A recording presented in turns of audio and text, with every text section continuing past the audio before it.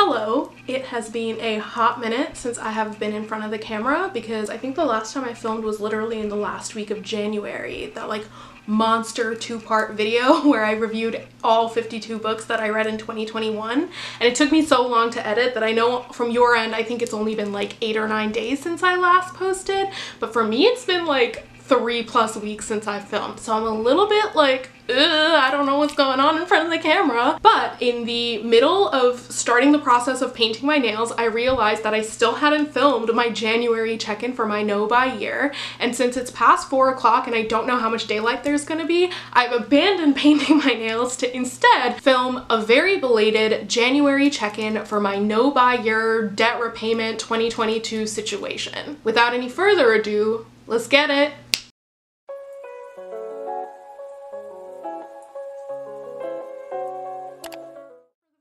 January was a very bonkers month for me. I became an aunt for the very first time. On my mom's side of the family, in like my generation, I'm the baby, and one of my cousins just gave birth to the first kid of the new generation. So I have like relinquished my title as the baby of the family to my lovely, lovely little nephew. The other major thing that happened to me in January was my birthday. I am officially 28 years old now. And I've also just kind of like come to terms with the fact that I'm like prematurely graying, because despite the fact that I'm not even 30, I have like 25 gray hairs on my head now. So I don't know if that's like stress or genetics. Like I definitely don't recall my mom graying this early, but it is what it is, and I have made my peace with it. I bring up the fact that it was my birthday in January, not just to like low-key celebrate with you guys. I'm also bringing it up because it is relevant to the fact that I'm on a no-buy year, right? So I made the decision not to buy makeup, skincare, hair care, perfume, nail polish, jewelry, books, stationery, etc., and to instead put all of my money towards aggressively paying down my student loan. And you know, it's like a big endeavor. It's very difficult to do because like our brains are kind of used to the dopamine rush of acquiring new things. At least my brain definitely loves the dopamine rush of acquiring new things. But I bring up the fact that it was my birthday because I did end up receiving a bunch of gifts from my friends and family members. And then on top of that, like a bunch of things that I had ordered in December before my no-buy year kicked in on January 1st, like those things were still being shipped from all around the world and like slowly trickling in throughout January. So if I'm being like 100% honest, like January didn't really feel like I was on a no-buy year, because all of the gift giving and the packages still trickling in from December kind of made it feel like I was still buying stuff. Like I definitely still got like the dopamine hit of, ooh, a package has arrived for me in the mail, or here's this bright sparkly new thing that my family members bought for me or my friends bought for me, you know? The sense of like deprivation from shopping, the withdrawal or whatever, like it hadn't had a chance to kick in for pretty much all of January. In fact, I think like the first week of February was when like the last thing that I had ordered on December 31st finally arrived. And so January for me, in terms of my no-buy year, in terms of shopping, like it wasn't really a month where I was really struggling. Which is not to say that January was an easy month for me. Every year for me, like January is always a really, really hard month, if I'm being honest. And I think part of that is because, you know, a little bit of like seasonal affective disorder, like my mood is definitely really, really exacerbated and low towards the end of December and towards the start of January. But I think it's also more than that. I think it's also the fact that like another year is ending, a new year is beginning, and then also my birthday happens. So I end up sort of naturally sinking into a very reflective mood, and I'm not always the nicest to myself when I'm in a reflective mood.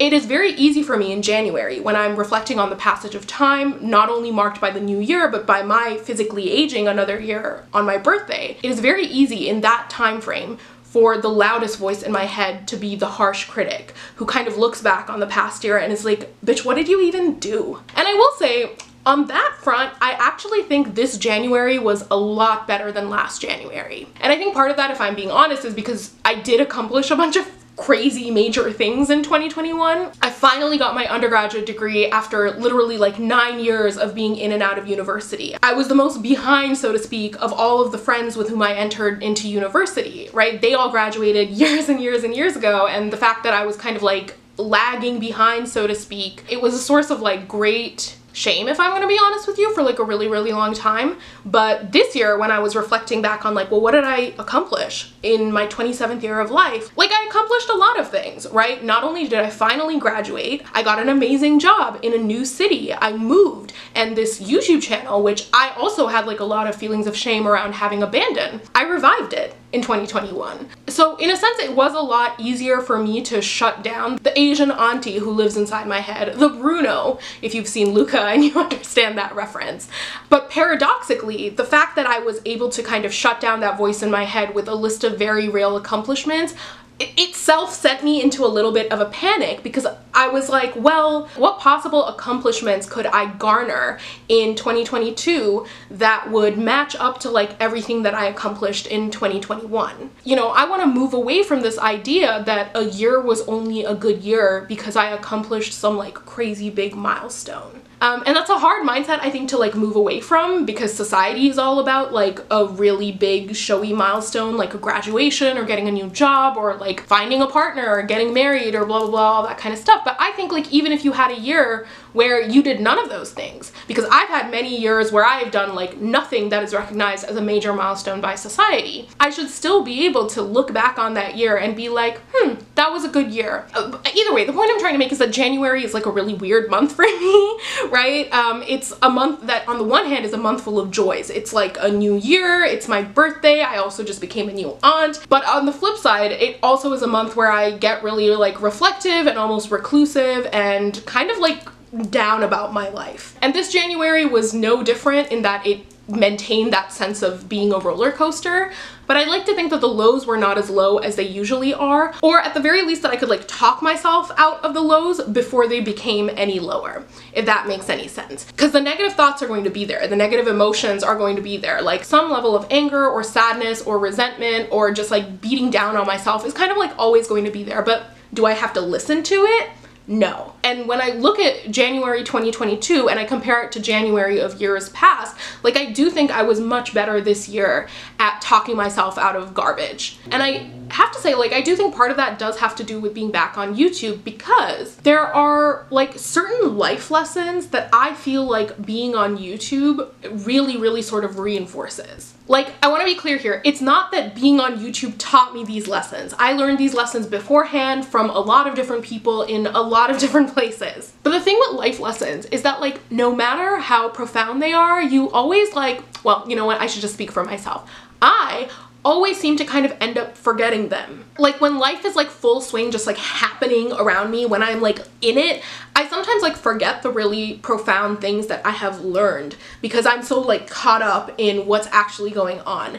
And I need some sort of like gentle nudge or reminder of these sort of like bigger life lessons and principles that I should be living by. And for me personally, like being on YouTube, like having this YouTube channel, making YouTube videos, it actually functions as a sort of continual reminder of some of these life lessons that I end up forgetting a lot. So for example, one that I can think of that came into stark relief for me in January is perfectionism. I'm a perfectionist, and not in like a humble brag sort of a way. I'm a perfectionist in a way that has like literally like ruined my entire life before. I used to like never submit papers on time in university, in part because of my ADHD, but also because I had this like crippling form of perfectionism that made me think like this paper is not enough. And so it is not worthy of submission until I can make it the most perfect paper that it can be. And for some professors whose classes I took who like did not have late assignment policies, I just never ended up submitting a paper at all, even though I had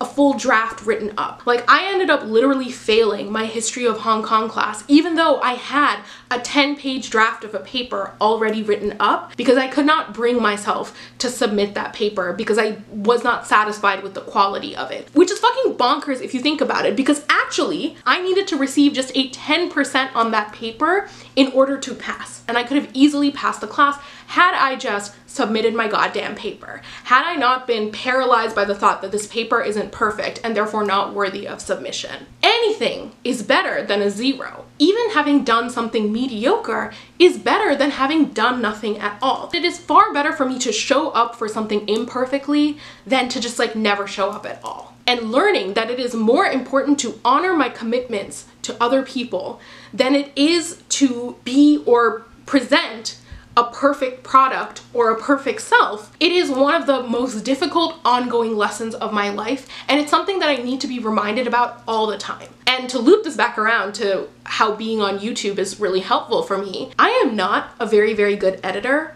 I'm not a professional filmmaker. I don't have like a bonkers good camera. I don't have like a great mic. I use a free editing software called Shotcut that I taught myself how to use using a YouTube tutorial, right? No part of running this YouTube channel is perfect for me. And what's fascinating to me is that like I have been able to, over the past month and a half, upload videos that I don't think are perfect. Upload videos in which it's like, oh, the lighting suddenly changes, or I'm accidentally talking in the dark, or my camera ran out of battery and now I'm suddenly using my phone. Like that happened a couple of times during like the perfume inventory video, or in like my last book haul of 2021. Those videos to me are not perfect videos. And as I was sitting there editing them, I was like really upset at how they like were not living up to the standard of what I wanted out of my YouTube channel. Like I was really annoyed that midway through filming my perfume inventory, my battery ran out and I had to switch to filming on my phone, which has way worse audio and video quality than my camera. And I felt this like immense urge to just scrap the entire fucking video and not upload that week at all. I feel like with almost every single video I have ever filmed, like something goes wrong. Something happens which makes it just like not perfect. And yet, because I have like made a commitment to regularly upload to this channel, the obligation, and I mean obligation in like the best possible way, the sense of obligation and commitment that I feel to you as a viewer, that yes, I said I would upload something and I am going to do it. It forces me to kind of let some of that perfectionism go. And then when I like upload the video and everyone's like fine, people like don't even notice that there's like a crazy drop in quality, or if they do, they don't mind. Like I don't get any nasty comments or anything like that.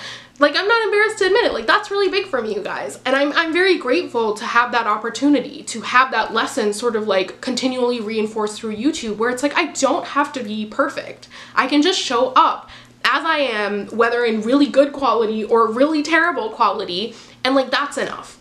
People are still here, people are still watching, people are still invested. Like they don't care about like all of these little things that I seem to get so worked up about, you know? And that's like a really significant lesson for me. It's been something that people have been trying to drill inside my head for years, and it's one of those things that I keep understanding, and then life will happen, things will get complicated, and I'll forget about it.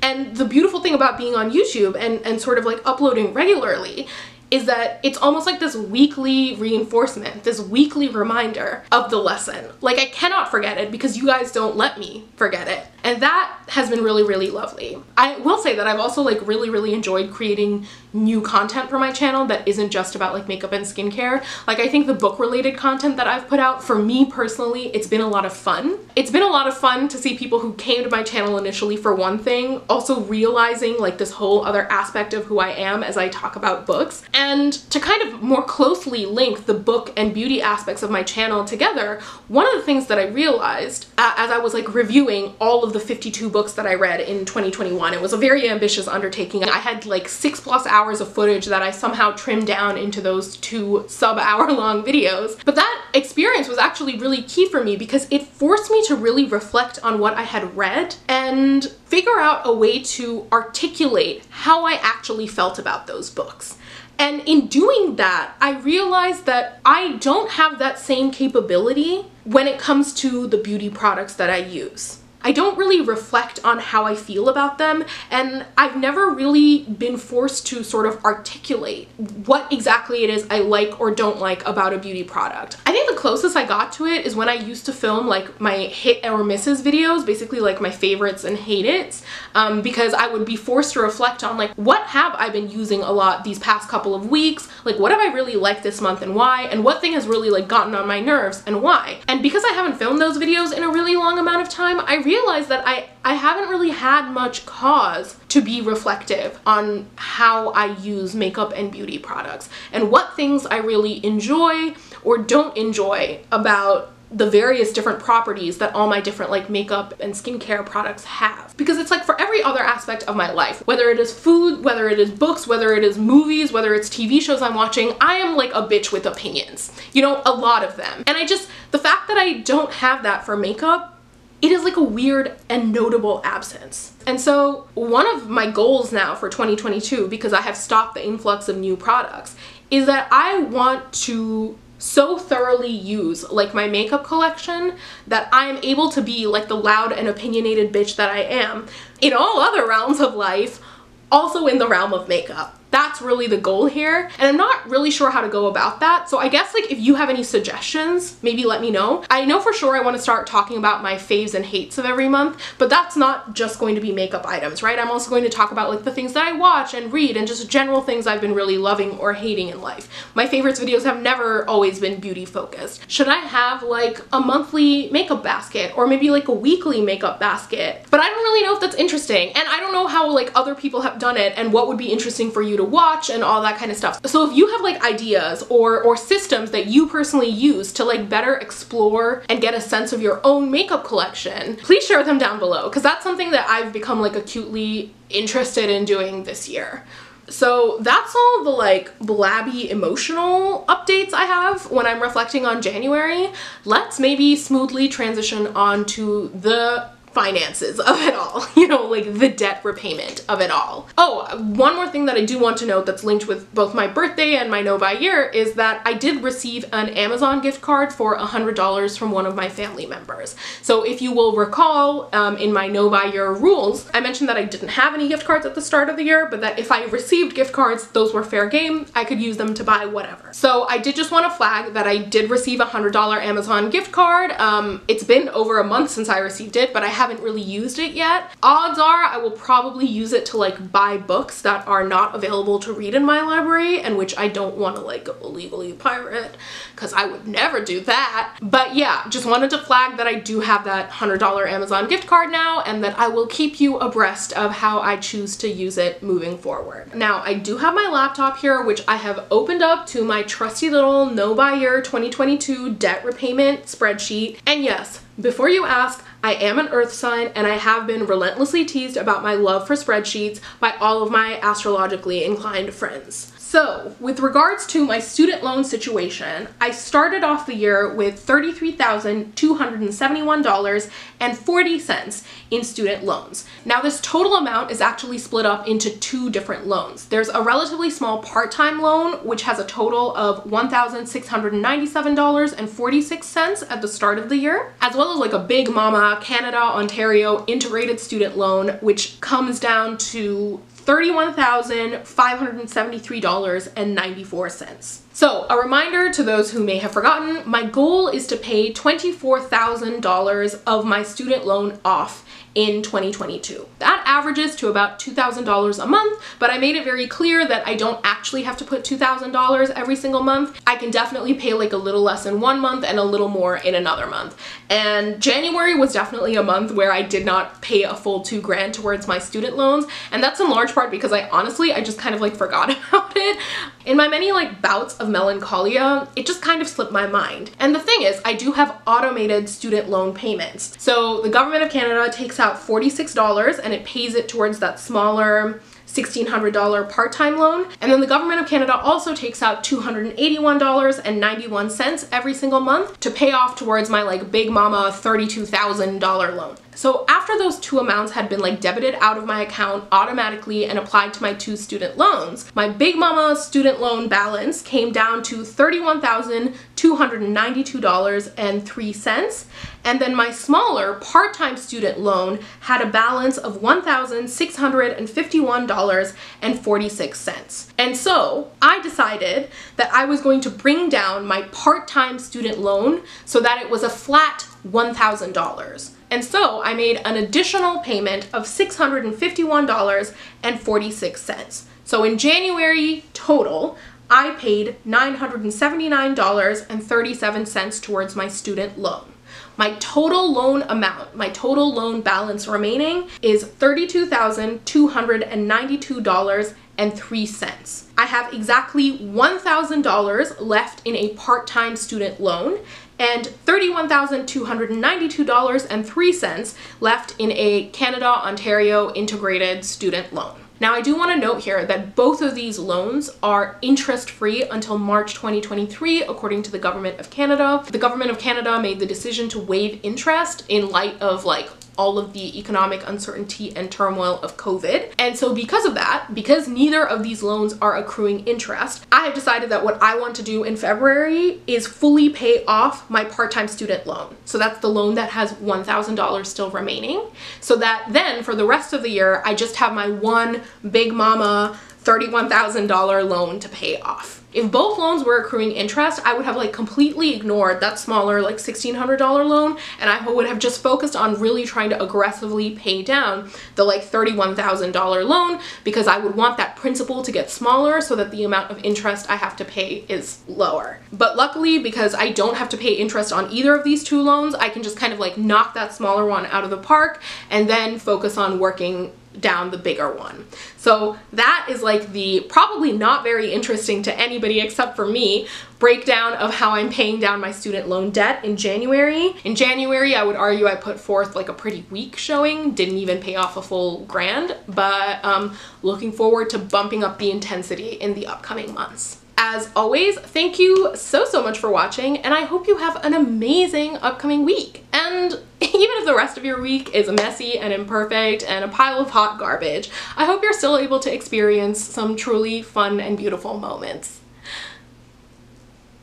I can't believe I just remembered my outro. Oh my god! See? Okay, listen. I was very deliberately not looking up what my old outro was. I knew I had one, but I also knew that I had come up with it in the middle of having like a really important like realization about something. And literally, like I was saying like earlier in this video, like I will often have like an epiphany or a life lesson, and then I will just forget about that shit, right? And so I was making a very conscious effort to not go back and look at what the outro for my old videos were, because I was like, listen, if it was something important enough that I had made it my outro, it is significant that I have forgotten it, and I firmly believe that like it'll come back to me. And sitting here now talking about perfectionism in January, like it all came back to me because my original outro was literally formed out of a similar discussion that I was having around perfectionism way back in like February or March of 2019. What a full circle moment. Like I knew it would come back, and it did come back. Now that it is back, I will repeat it every single week so that neither you nor I ever forget it again. Bye!